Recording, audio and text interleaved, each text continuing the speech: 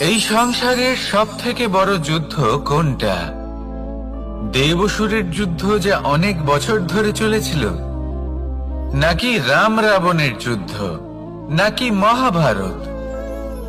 না, সংসারের সব থেকে বড় যুদ্ধ হলো সেইটা যা নিজের সাথে লড়া হয়, নিজের মনের সাথে লড়া হয়, নিজের অন্তরের সাথে লড়া হয়। এটাই সব থেকে বড় যুদ্ধ।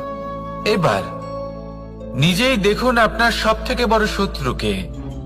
আপনার স্বার্থ, আপনার কামনাগুলি, আপনার অহংকারগুলি, যা আপনাকেই নষ্ট করে দেয়।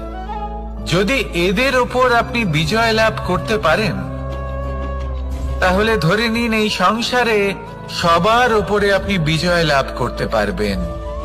এই সংসারে কেউ আপনাকে পরাজিত করতে পারবে না, কিন্তু তার জন্য